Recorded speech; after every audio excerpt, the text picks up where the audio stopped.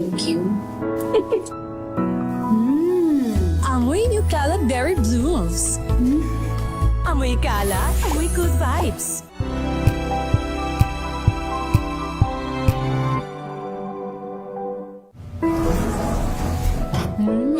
Amoy forever. Amoy LQ. Amoy New Kalat Berry Blooms. Amoy kalat, amoy good vibes.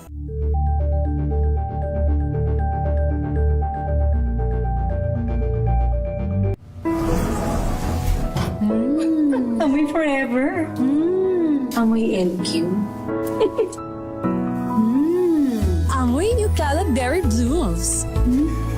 Amoy kalat, amoy good vibes.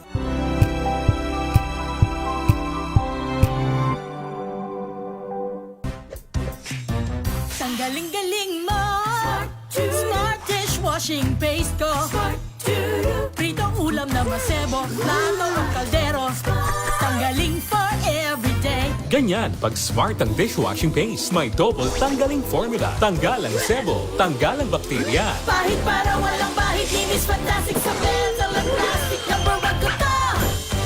Tanggaling-galing mo Smart dishwashing paste. ACS. Jiggy Manikad po. Bilang isang broadcaster, mahalaga sa akin ang tamang impormasyon sa lahat ng bagay, kahit sa kape, mapanuri ako. Kaya dito ako susubukan ng MX3 Coffee. Ito'y low acid, cholesterol free, at may vitamin C plus calcium. Sigurado ako sa MX3 Coffee. Dito ako bilib.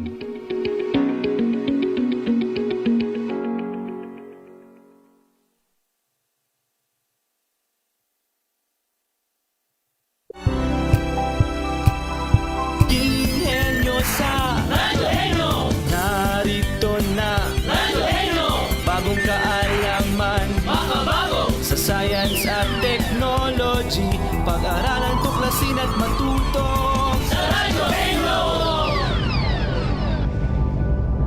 And the Golden Dove for the Best Science and Technology program goes to Radyo Henyo DZRH. Ito na ang 28th KBP Golden Dove Awards Best Science and Technology Program. Radyo Henyo.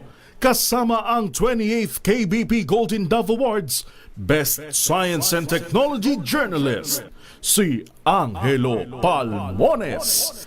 At ang nag-iisang SNT Science and Technology Practitioner Diva, si Dr. Ruby Cristobal sa Radyo Henyo. Ang programang maghahatid ng makabuluhan at tamang kaalaman tungkol sa larangan ng science and technology. Ito ang Eskwela sa Radyo na magbibigay ng kapangyarihan sa mamamayan na maging henyo sa panunuri sa mga bagay. Ukol sa pagunlad ng karunungan at kaalaman. Ito ang Radyo Henyo. Kasama ang champion na tagapagsulong ng science and technology sa bansa, si Angelo Palmones. At lalong sasaya ang makabuluhang talakayan sa kanyang katandem na si Ruby Cristobal, na isang certified SMT practitioner diva. Radyo Henyo sa DZRH.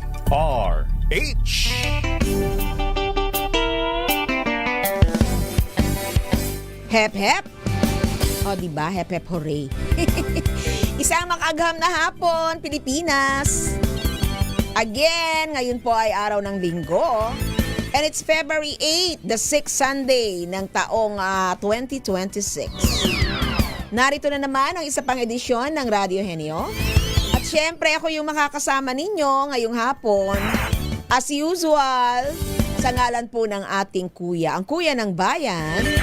Very busy ang ating kuya, pero one time siguro ay bubulagiin na lang niya tayo dito. Isang oras ng makabuluhang kwento hanggang alas 5 ng hapon. Marami po tayong issues.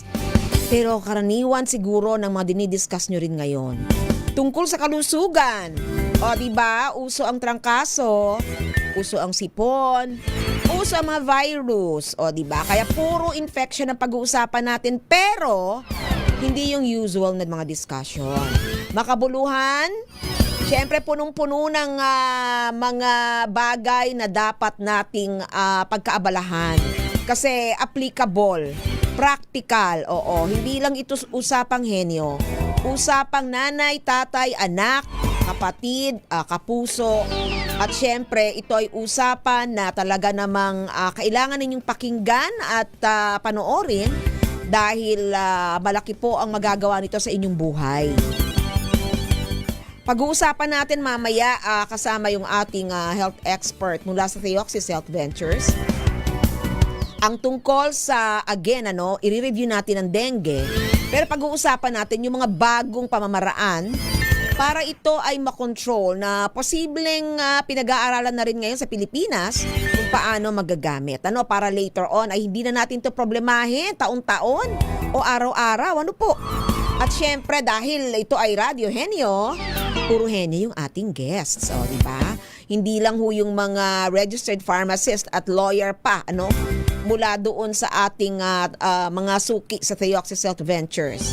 Pero pag-uusapan din natin kasama ng isang scientist, hindi lang isang advocate, talagang nandun siya sa tuktok ng sabihin natin mga grupo na nag-aaral ng tungkol dyan sa konsepto ng One Health. Oo.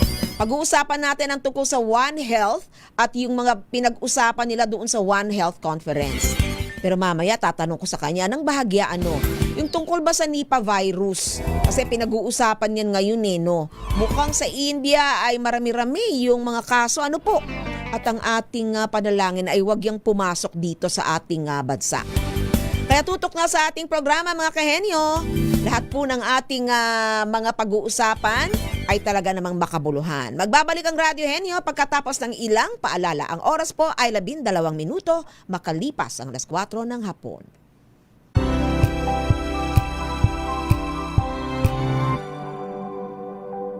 Wow, ang saya. Isang barangay na labada, puro mancha pa. Goodbye, pahinga. Mommy, isang laba lang yan sa Pride Bar Blue. May powerful stain-away enzymes na malupit sa dunit mancha. At di masakit sa kamay. Isang laba lang yan. Hello, pahinga. Hello, Pride Bar Blue. ACS. Sa lahat ng bagay, simula pa lang, siguraduhing max protection na. Kasi pag kulang ang proteksyon, baka madaling masira. Sa ngipin, dapat may max protection din. Max sa alaga ng Unique Toothpaste. With Max Protect Formula, help stop cavities before they start, while keeping breath fresh. Try Unique Maximum Fluoride Protection. Para max alaga, max protektado. ACS. Maulan man, no worries na amoy kulog ang damit. Charm Fabcon. Bangong kumakabloom. Tanggal amoy kulog sa bango ng charm. Kaya gamit ko, Charm Fabcon with Bloom Fresh technology. Kills 99.9% of kulob-causing bacteria. May aroma burst pa of thousands of flowers and berries. Ang sampay sa loob, no amoy kulob. Bangong kumakabloom sa charm. Charm Fabcon. ACS. Tinesting, sinuri, siniyasan. Ang resulta?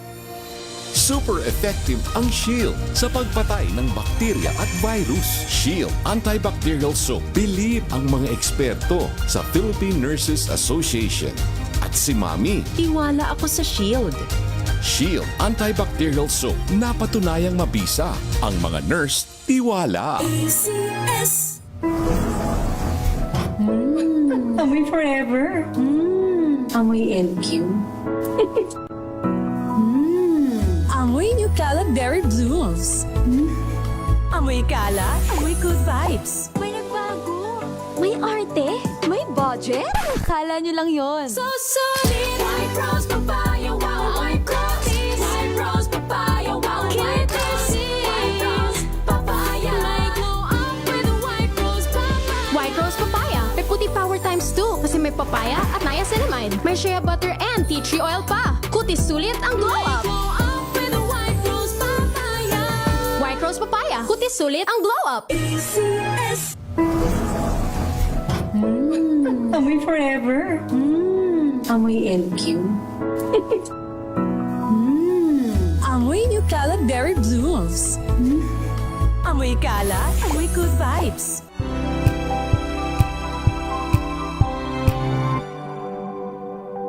Hello, Washi! Laundry day na naman! Yay! Anong meron? Mancha ng chocolate, Oh. putik, may libag pa! Kaya natin yan!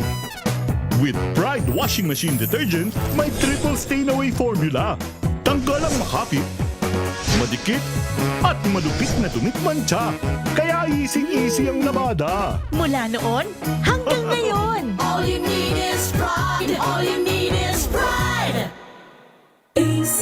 Sa puso ng kalikasan, natatangi ang prutas ng mangosteen. Ito ay nagtataglay ng antioxidant compounds na alpha, beta at gamma mangosteen. Ang MX3 capsule ay isang food supplement na gawa sa natural na mangosteen. Ito ay tested and proven to help avoid knee joint pain discomfort para iwas-iwas sa sakit with long-term supplementation 2 capsules daily. MX3 capsule, tunay, natural at original. Mahalagang paalala, ang MX3 capsule ay hindi gamot at hindi dapat gamiting panggamot sa anumang uri ng sakit. Amoy forever. Amoy LQ.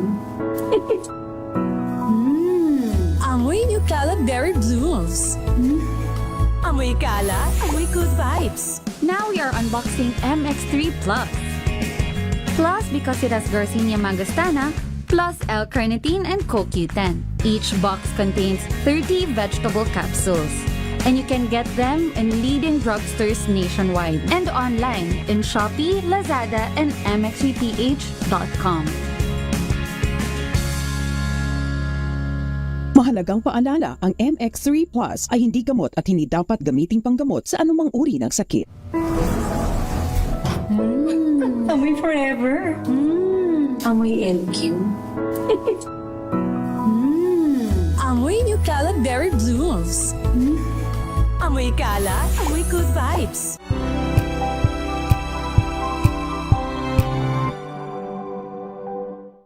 Maagang balitaan, maagang usapan sa mga issue at balita. Kasama si Kuya Angelo Palmones sa Magandang Umaga Pilipinas. Mula Lunes hanggang Biyernes.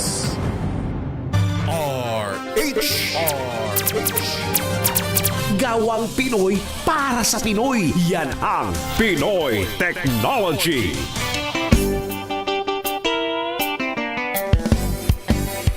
Nagbabalik po ang Radyo Henyo at ang oras po ay alas 4:18, 4:18 p.m. At syempre, nandito na nga ang ating makakausap tungkol sa mga bagong pamamaraan ng pagkontrol sa dengue. At ano ba yung mga latest issues at mga kaso tungkol dyan sa dengue na hindi natin masugpo-sugpo? Parang araw-araw na, hindi na seasonal no? Attorney Raynel Mendoza, isang registered pharmacist mula sa Theoxis Health Ventures. Magandang hapon, Attorney Ran. Good afternoon, Doc Ruby, at sa lahat na nakikinig ng Radyo Henyo this Sunday. Oo. Para dun sa mga nagsasawang makinig tungkol sa dengue, alam niyo hindi rin ho kaming magsasawang i-remind kayo at i-update kayo. Kasi importante ho, anything that has to do with your health at sa public health, sa ating lahat, importante at uulit-ulitin natin. Ano ang dengue, Attorney Ran, at ano ang kasalukuyang status ng mga kaso ng dengue sa Pilipinas? Ano bang mga strains yan? The same pa ba o may bago? Yan, agree ako sa iyo, Doc Ruby, so dapat hindi natin pagsawaan pakinggan ng dengue kasi lagi itong nangyayari sa Pilipinas. Dengue is a viral infection. Alam naman natin yan na nakukuha natin sa mga lamok, sa Aedes aegypti. Common ito sa mga tropical and subtropical countries like Philippines, no? Ang dengue kasi, kung aalalahanin natin, yung most common symptoms ito ay fever, headache, body aches, nausea, and rash. Pero it's the platelet count that we need to also monitor and also the dehydration. Kasi in severe cases, dengue can be fatal. Oo. Sabi nga nila, di ba, may mga bleeding pa, may hemorrhage na nangyayari. Minsan, asymptomatic, yung pala nagdudugo na yung loob mo, no? Yung mga organs mo. Oo. So, ang mga alam natin na usual test yung complete blood count, 'di ba? At yung iba pang mga test, meron daw mga diagnostic kits, ano. Ano yung Biotech M na sabi nila mas mabilis na pang-diagnose? Meron pang iba pero ito yung ano ba to? Gawang Pinoy ba to o imported ba to? Attorney Ran. Yan yung good news, no? Kasi ang technology nito is proudly Filipino. Kasi ito po, ang nag-distribute po nito is Manila Health Tech. It's the first university spin-off po in partnership with University of the Philippines. At ni-distribute siya ng Gen Amplify as well, na subsidiary ng MTech. At nagkakaroon po ito na ngayon ng regional rollout initiatives kasi tama ka, Doc, no? So, minsan kasi mahirap din talaga i-diagnose ang dengue. Ito po ang maganda po dito, ang positioning po ng biotech is it is a more cost-effective and efficient alternative for dengue diagnosis na maganda po yung sensitivity and accuracy and specificity. Ayun. So we can... sige, go on. Go on, sige. May ano po... Doc, okay. Go on.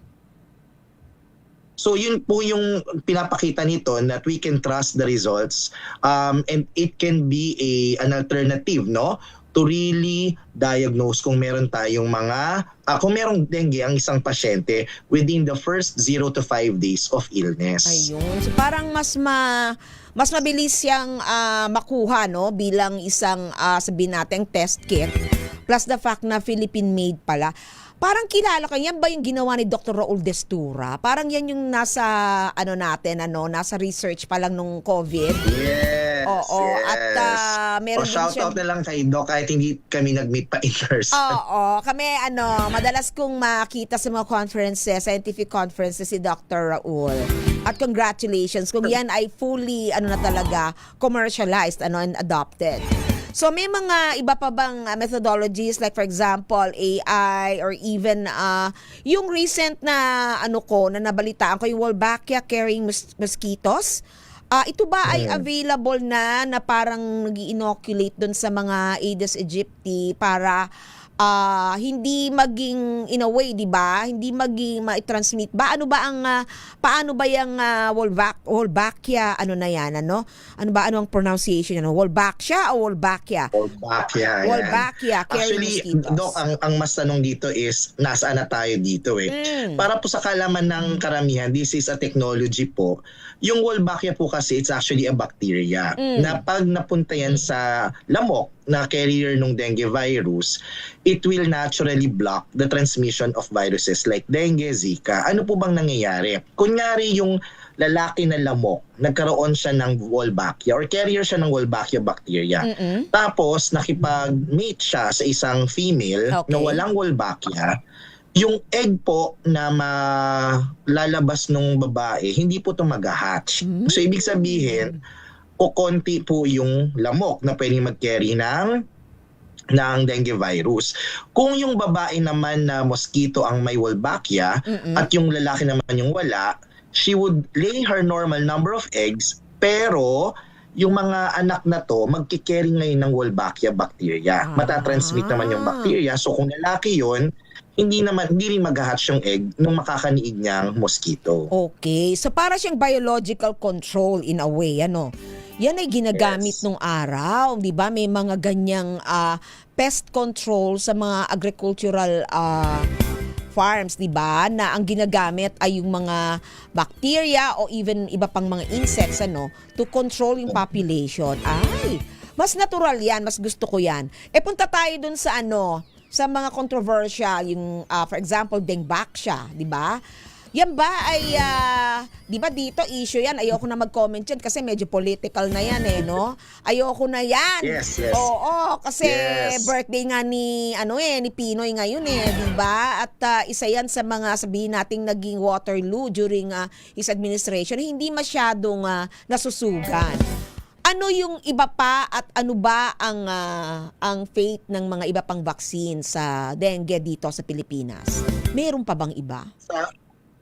Ako Doc, so this is a very sensitive topic, so sana hindi tayo ma-ambush sa labas. So globally, meron talagang ibang bansa na nag-approve na ng certain vaccines. And it is my own belief lang with the political backdrop surrounding the vaccine. Wala pa rin, to my knowledge unless I'm wrong, wala pa rin na-approve ang FDA natin since the Dengvaxia issue came out. Wala pa rin tayong na-approve na vaccine at the moment. Kaya po ang Department of Health, to my knowledge, is really pushing for the 5S program to control yung dami ng lamok, diba? Yung dehydration, to manage yung mga garbages natin, breeding sites, to control yung transmission ng virus through the mosquitoes, pero yung vaccine mismo wala pa tayong as of now na-approve from FDA. Oo.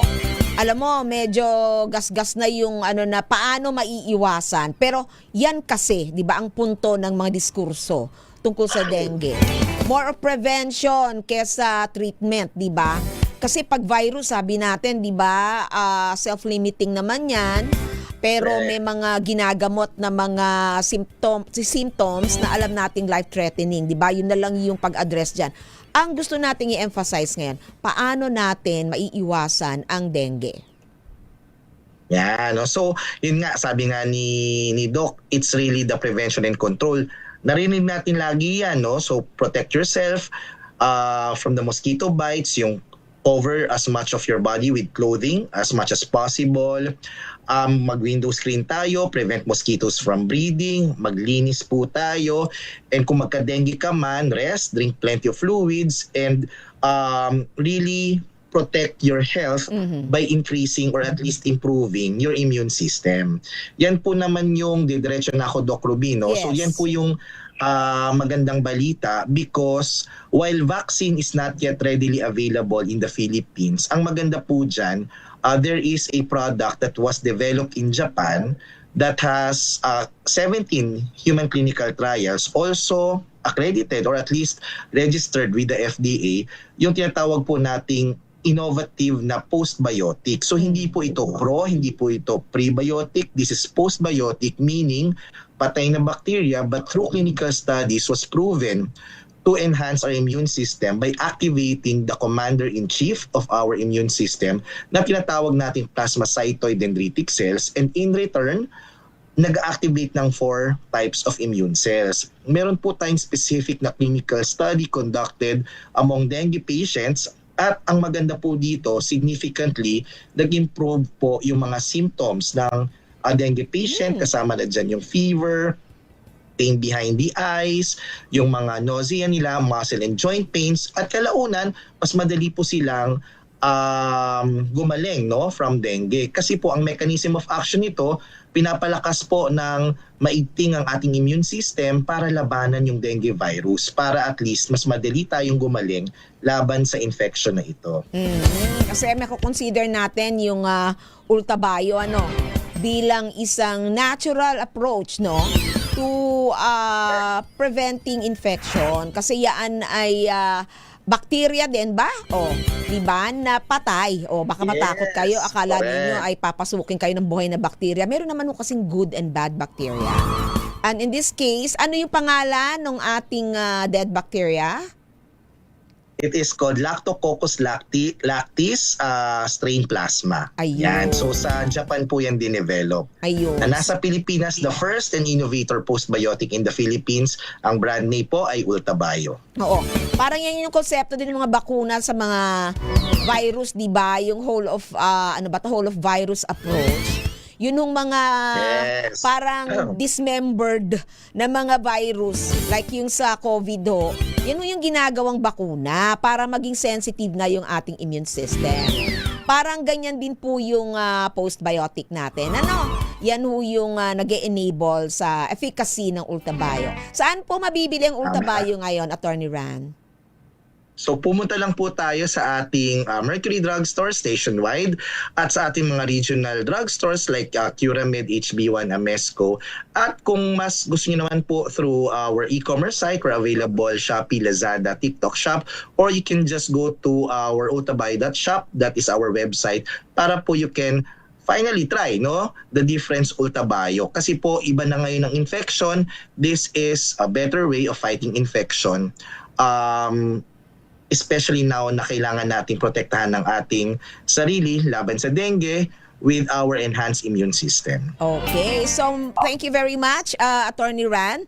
At yan ay pinaniniwalaan ko, hindi lamang bilang isang nanay, kundi bilang isang dating biologist din, di ba?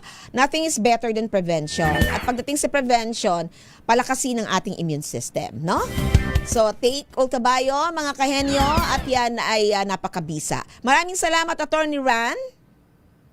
Thank you, Doc. See you again next Sunday. Yeah, see you again, and mabuhay ka. Hindi lang isang linggo, kung hindi mahabang taon. Thank you very much. Sige, Doc. Thank you so much. Okay. Maraming salamat. Yan po ang ating nakapanayam. Again, Arsuki from Theoxis Health Ventures, Attorney Ran Mendoza, isang registered pharmacist mula sa Theoxis Health Ventures. Susunod na ang ating huntahan tungkol sa Nipah virus at Philippine One Health Conference. Siyempre, magsisenter tayo dun sa One Health concept. Pagkatapos lamang ng ilang paalala. Ang oras po ay alas 4:31.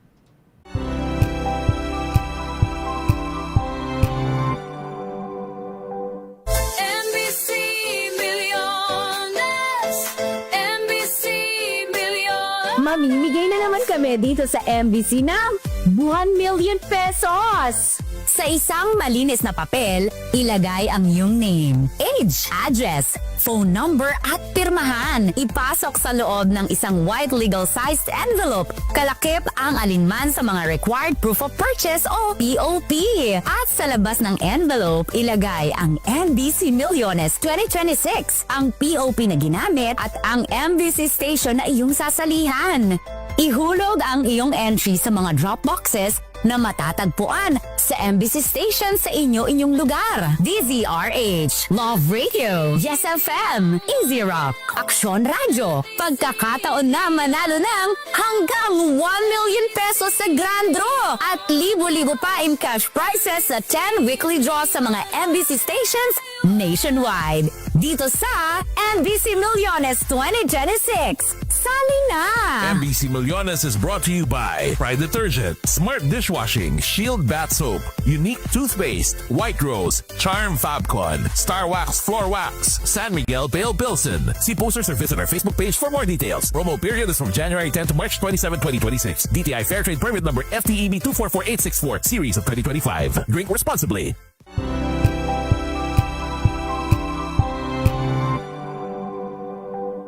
Wow, ang saya.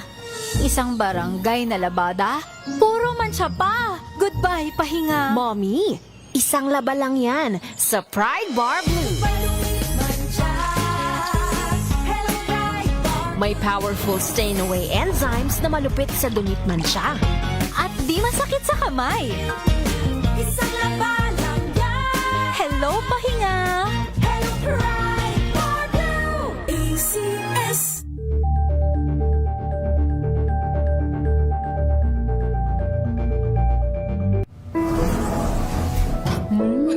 Amoy forever.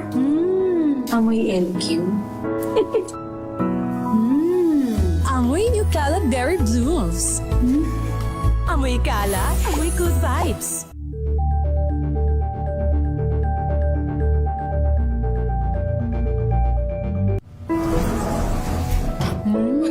Amoy forever. Amoy LQ. Amoy New Calaberry Blues. Amoy kala, amoy good vibes.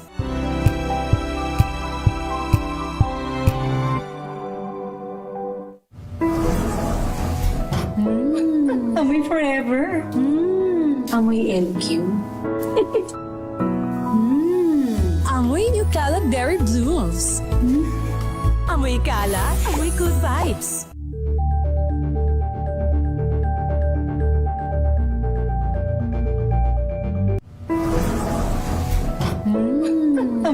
forever. Amoy LQ. Amoy New Cala Berry Blooms. Amoy Cala, amoy good vibes.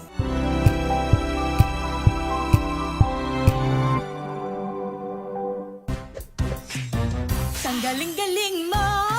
Smart dishwashing paste ko. Pritong ulam na masebo. Plato ang kaldero. Tanggaling for everyday. Ganyan pag smart ang dishwashing paste. May double tanggaling formula. Tanggal ang sebo, tanggal ang bakterya. Bahid para walang bahid. Linis fantastic sa metal at plastic. Number one ko to. Tanggaling-galing mo. Smart dishwashing paste. ACS. May nagbago. May arte. May budget. Akala nyo lang yon. So solid. White Rose Papaya, wow, White Rose. White Rose Papaya, wow, White Rose. White Rose Papaya. May glow up with White Rose Papaya. White Rose Papaya. May puti power times 2 kasi may papaya at niacinamide. May shea butter and tea tree oil pa. Kutis sulit ang glow up. Glow up with White Rose Papaya. White Rose Papaya. Kutis sulit ang glow up. ACS. Hello, Washi! Laundry day na naman! Yay! Anong meron? Mancha ng chocolate, putik, may libag pa. Kaya natin yan! With Pride Washing Machine Detergent, may triple stain-away formula. Tanggal ang makapit, madikit, at madupit na dumit mancha. Kaya easy-easy ang labada. Mula noon hanggang ngayon. All you need is pride. All you need is pride. ACS. Here are top 3 reasons why you should get your hands on MX3 capsule. 1. It has alpha, beta, and gamma mangosteen. 2. It's cholesterol and fat-free. 3. MX3 is proudly Pinoy made and has garnered multiple international awards. So what are you waiting for? Dito ako sa tested and proven ko na. MX3, dito ako bilib. Mahalagang paalala, ang MX3 capsule ay hindi gamot at hindi dapat gamiting panggamot sa anumang uri ng sakit. Wow, ang saya. Isang barangay na labada, puro mancha pa. Goodbye, pahinga. Mommy, isang laba lang yan sa Pride Bar Blue. May powerful stain-away enzymes na malupit sa dumit mancha. At di masakit sa kamay. Isang laban lang yan. Hello, pahinga. Hello, Pride Bar Blue. ACS. Tinesting, sinuri, siniyasan. Ang resulta? Super effective ang Shield sa pagpatay ng bakterya at virus. Shield Antibacterial Soap. Believe ang mga eksperto sa Philippine Nurses Association. At si Mami. Tiwala ako sa Shield. Shield Antibacterial Soap. Napatunayang mabisa. Ang mga nurse, tiwala. ACS. Maulan man, no worries na amoy kulong ang damit. Charm, Fabcon, bangong pumakabloom. Tanggal amoy kulong sa bango ng charm. Kaya gamit ko, Charm Fabcon with Bloom Fresh technology. Kills 99.9% of kulob-causing bacteria. May aroma burst pa of thousands of flowers and berries. Ang sampay sa loob, no amoy kulob. Bangong pumakabloom sa charm. Charm Fabcon. ACS.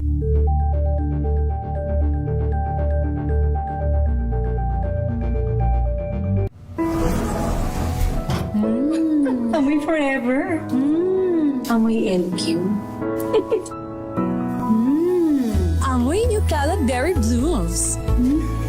Amoy Cala, amoy good vibes.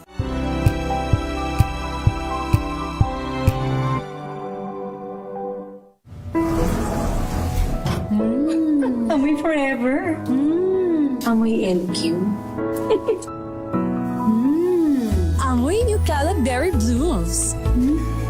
Amoy Cala, amoy good vibes. Sa lahat ng bagay, simula pa lang, siguraduhing max protection na. Kasi pag kulang ang proteksyon, baka madaling masira. Sa ngipin, dapat may max protection din. Max sa halaga ng unique toothpaste. With Max Protect formula, help stop cavities before they start, while keeping breath fresh. Try unique maximum fluoride protection. Para max alaga, max protektado. ACS. So, diretso na tayo sa ating topic, yung One Health. Yung Philippine One Health Conference kasi ay ginanap nitong January. At kasama dyan syempre yung head mismo, Vice Chair ng Philippine One Health University Network, Professor ng Department of Veterinary Paraclinical Sciences, College of Veterinary Medicine, at Director ng Zoonosis Center ng University of the Philippines, Los Baños. Dr. Ramil Galay, isang vet, Doctor of Veterinary Medicine, at marami pang ibang title. DBM, DBSC, FPCB, PH. Naku, hindi ko na alam.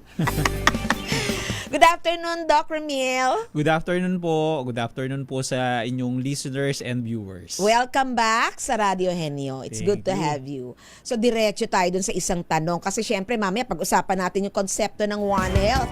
Pero may mga kumakalat tungkol dito sa Nipah virus. Ano nga ba ito? At ito ba ay pareho lang ng COVID? Okay. Ang Nipah virus po ay ibang klase ng virus. Yung COVID kasi narinig na naman siguro natin dati yung coronavirus. So ito ay ibang grupo ng virus, yung Nipah virus. At kalimitan itong Nipah virus ay nakukuha sa mga paniki. Nako, Diyos ko, ayan na naman. Kontrabida na naman ng mga bats. Alam niyo hindi talaga entirely sila yung may kasalanan dyan.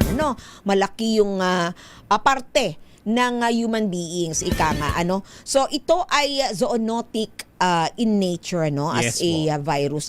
Ibig sabihin nun, mula sa hayop, lumilipat sa mga tao. Paano yun nangyayari in the case of Nipah and COVID, paniki, for example, as a source or host? Yung istorya kasi ng Nipah virus, ang naalala ko nagsimula yan, ang unang report niya noon sa Malaysia noong 1998. Sa totoo lang, kumalat yan kasi nagsimula sa babuyan. So, merong na-infect na mga baboy. Okay. Pagkatapos, yung infected na meat, kumbaga yung karne nun, nakain ng mga tao. Kaya nagkaroon ng sakit yung mga tao. And this was in Malaysia? Yes po. And medyo then, itong sa India kasi, meron kasi sila doon yung tinatawag na, yung kumbaga, mga puno ng nyog, parang relatives yung date palm na tinatawag. Ngayon, may mga paniki na nakatira doon sa date palm. Okay. And then, kumakain or umiinom sila nung tinatawag na date palm sap. Okay. Pagkatapos yun, pwedeng contaminated yung date palm sap. So, kapag nainom halimbawa din ng tao, makukuha nila yung virus. Naku. At bukod pa po dyan, yung halimbawa prutas na kinain naman ng paniki. Tapos nakain ng baboy o kaya nakain din ng tao, pwede nilang makuha yung virus. Naku, ito pala ay mga fruit bats din, mga Yes. flying bats yan. So, merong konsepto na matagal nang pinag-uusapan na babanggit, yung One Health. Iyan ay isang konsepto, approach, na maaaring maging solusyon sa ating maraming problema tungkol sa kalusugan. Paano ba yan related dito sa mga emerging diseases tulad nitong COVID at nitong Nipah virus? So, ang One Health approach po, kinikilala niyan ang kaugnayan ng human health, animal health, at environmental health. So, ang ibig sabihin po nito ay hindi natin mai-separate ang itong tatlong ito sa isa't isa. At kapag ka nagkaroon ng problema sa isa dito sa mga ito, ay magkakaroon din tayo ng problema dun sa iba pa. So katulad nga yung kwento ng sa Nipah virus, So makikita natin konektado. Kasi halimbawa, simula sa paniki, pwedeng maka-infect ng baboy. At sa totoo lang po trivia din, nagkaroon na tayo dito sa Pilipinas noong 2014 ng kaso ng Nipah. 2014? Noon po sa Mindanao. Okay. At ang mga na-infect po noon ay mga kabayo. Pagkatapos, may mga nagkasakit na tao dahil kumain sila ng karne ng kabayo na nagkasakit. Oo naman. Pati ang mga kabayo kinakain. Oo. Alam ko yung usa, 'di ba? Maraming sa mga lalawigan noon nung panahon na sabihin natin hindi pa masyado yung mga ganyang awareness tungkol dun sa mga wildlife conservation. Nagiging naging parang uso-uso lang, 'di ba, dito sa Pilipinas. So, anong ginagawa ng Zoonosis Center ng UPLB? For example, sa paniki, namomonitor ba natin kung sila ay naapektuhan ng mga human activities? Kasi ang Zoonosis Center ay nasa UPLB. Yes, po. But is it, meron bang nationwide, sabihin nating monitoring ng mga pag-aaral? Opo. So ang Zoonosis Center po ay, kumbaga, isa kaming grupo, no? So, ng mga iba't ibang eksperto na nananaliksik sa iba't ibang zoonotic diseases. Iyan nga po yung mga sakit na nakukuha ng mga tao mula sa hayop. Meron po kami eksperto dito na nagsasagawa sila ng research, yung tawag sa grupo nila yung PhilBats. PhilBats. Opo. At nagsagawa sila ng research. Ito ay may kakolaborate din po sila sa Research Institute for Tropical Medicine. So nagsagawa po sila ng research sa iba't ibang sakit na maaring makuha sa mga paniki. And I think yan nga po, yung surveillance, importante po yan. So kasama po yan sa, kumbaga, isa sa mga dapat na aksyon na dapat gawin para magkaroon pa tayo ng mas maraming paghahanda para sa mga tinatawag na emerging diseases. Okay. So alam natin na kung yan ay kumbaga intersection among human health, yung sa ating mga animals, and of course yung kalikasan, yan ba ay napag-uusapan ng for example sa DNR, sa DA, or even sa mga academic institutions? Meron na bang One Health concept na nag-exist sa mga collab projects na yan? Actually, yung pong One Health, mas umigting po siya nung dahil sa COVID-19 pandemic. Okay. Mas pinaigting po globally, no? And dito po sa Pilipinas, bago pa po yung pandemic, meron na naman po tayo yung tinatawag na Philippine Interagency Committee on Zoonosis. Ito nga po yung pinagsama-sama yung DOH, DA, and DENR.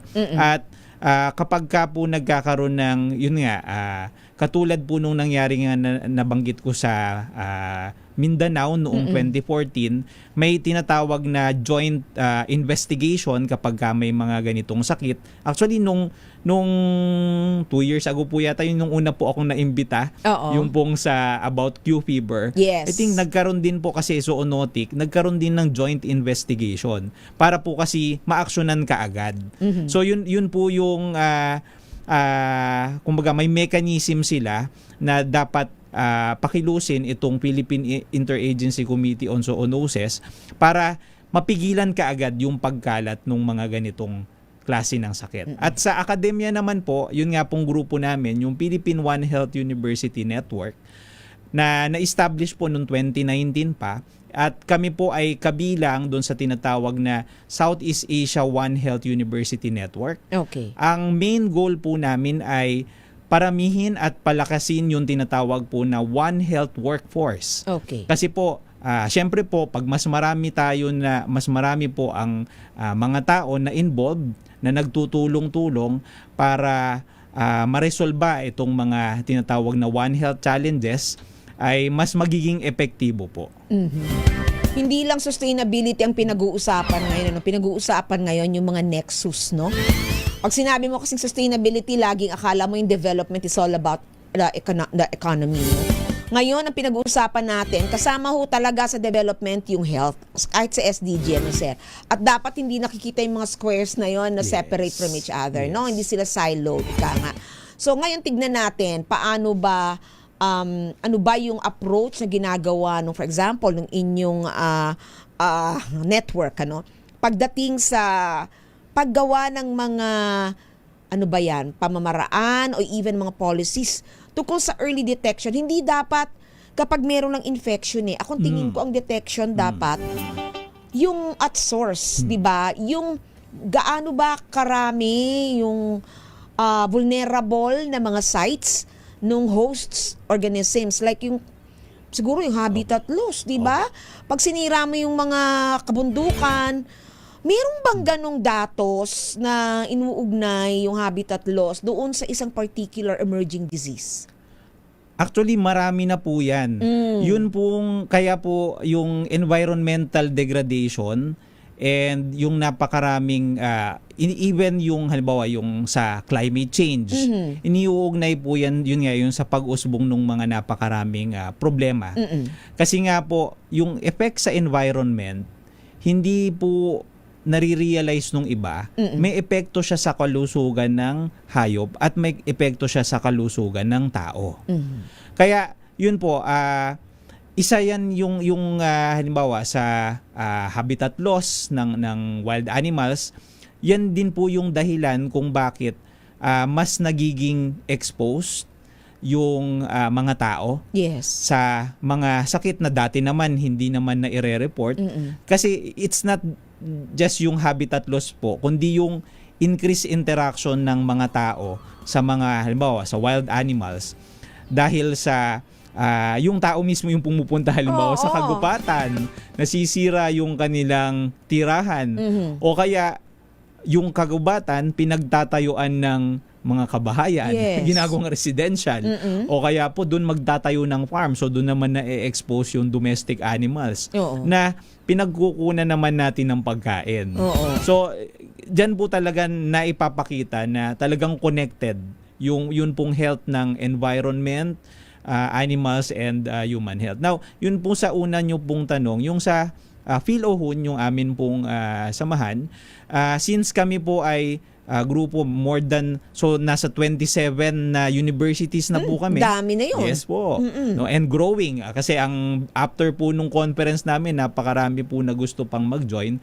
So since kami po akademya, ang talagang function namin ay to educate and produce the professionals. So doon pa lang po, kumbaga, tinitrain na namin yung training po talaga kasi and capacity building yung doon kami nakasentro, and at the same time po kami yung mga member universities din po namin ay mga involved sa mga research na makakatulong po na makasolve dito sa mga challenges na ito. So aside po dun sa zoonotic diseases, marami pong nagwo-work sa amin yung issue on antimicrobial resistance. Nako, isa pa yan. Mainit na usapin yan. One health issue din po kasi siya. Yes really? po. Kasi halimbawa po, yung antibiotic na napatapon sa tubig. Drainage. Yung mga drainage natin. Yes. So doon pwedeng ma-expose halimbawa yung mga isda at magkakaroon ng antibiotic residue doon sa mga kinakain na isda. So parang maiinom nila yung mga antibiotics na yon. And doon pwedeng ma-expose yung mga bacteria, no, yung kahit yung nasa mga wastewater na tinatawag, no. So yung mga bacteria doon ma-expose doon sa mga antibiotic at doon na sila magbi-build up, magde-develop ng resistance. Kumbaga nasasanay sila, kaya nag-e-evolve sila at later on wala nang epekto sa kanila. Effect na ang antibiotic. So pag nagkasakit ka at in-administer sa iyo yun, kasi nga marami ng organisms na hindi na tinatalaban nun, naku, yari ka. Ang sama ng word, Pero yun yun ho talaga yun, Kaya kailangan ho tayo ay talagang mindful and aware, So, yung conference or yung One Health Conference, ano yung particular takeaway or resolution na napagkasunduan nung mga umattend nung conference? National to po? Yes po. Okay. Ito po yung pinakauna na National Conference on One Health. And dito po nagsama-sama mga estudyante, mga professor, mga researcher, at even yung mga government agencies, may mga umattend din po, no, na ito po ang layunin talaga ay i-advocate, palakasin pa yung One Health, and ang challenge po kasi although may mga pag-aaral na, ngayon po yung pag-implement nun, yung action kumbaga, Oo. kung paano lalo Policies, for example. Yes Oo. po. And kung paano makakarating din po sa community. Kasi yun pong sinasabi ko nung kanina na dati pa meron na halimbawa yun yung Philippine Interagency Committee.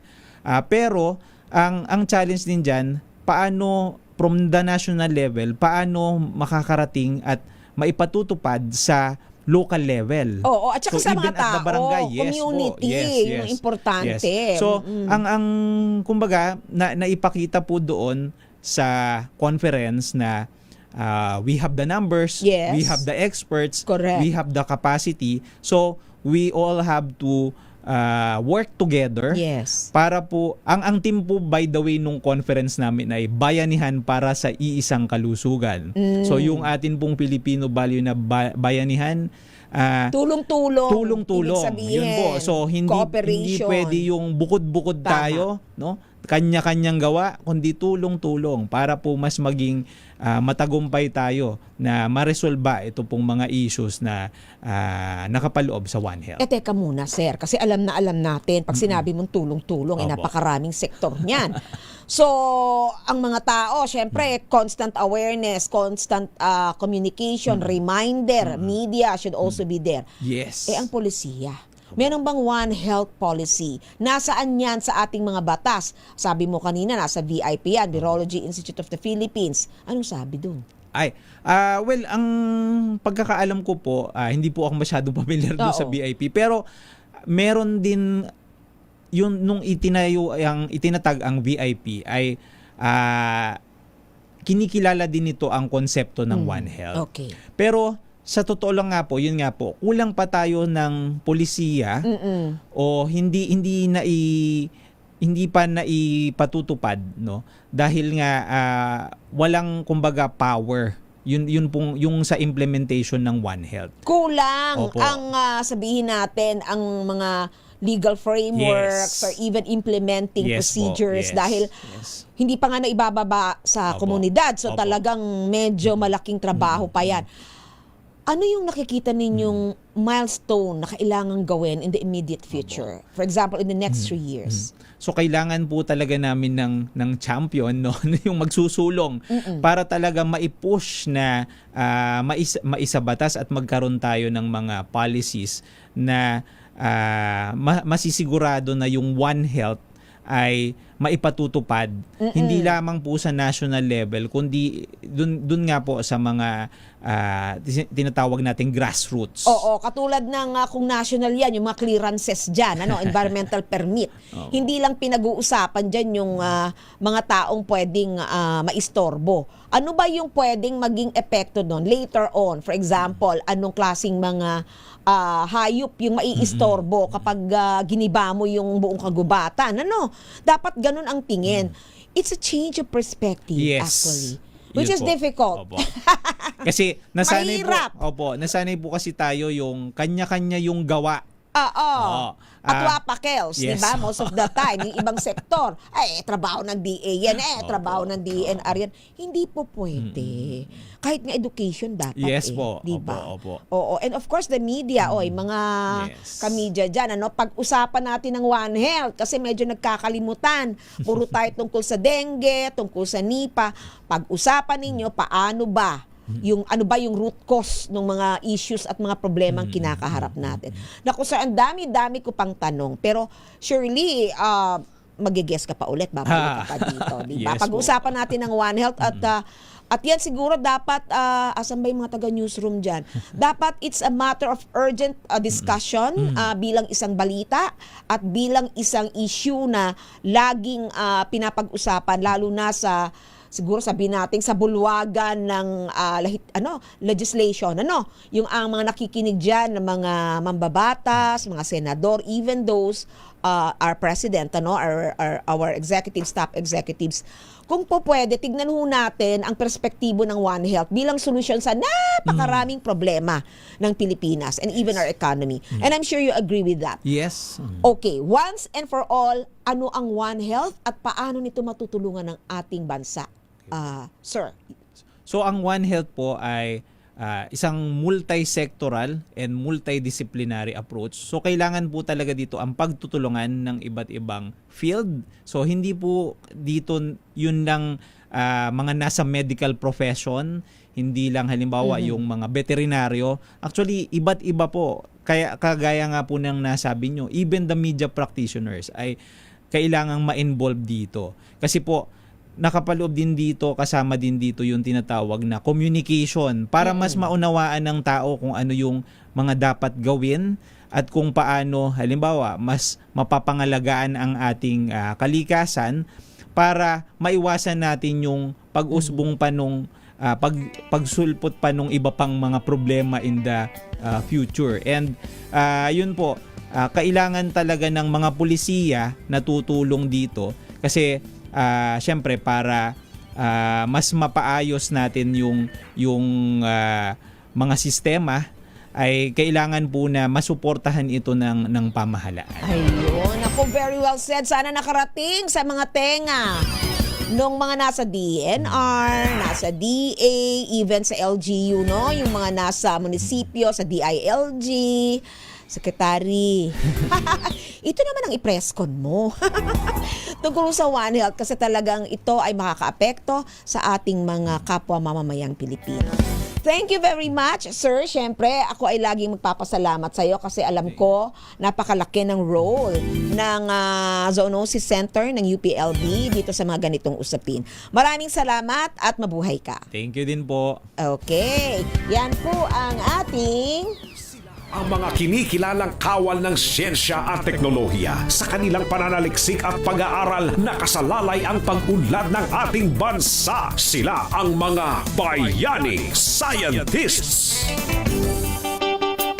Yan po ang ating bayaning scientist, Dr. Ramil L. Galay ng Department of Veterinary para Clinical Sciences, College of Veterinary Medicine and Director ng Zoonosis Center ng UPLB. Siya rin po ang Vice Chair ng Philippine One Health University Network. O diba? May ganun, kailangan pinag-uusapan niya. Kaya mga kahenyo, laging tandaan tumutok dito para alam ninyo ang mga usapin na dapat ninyo talagang pag-isipan at bigyang aksyon. Sumayin niyo ang isa pang edisyon ng Radyo Henyo. Marami pong salamat mga kahenyo sa inyong walang sawang pagsubaybay.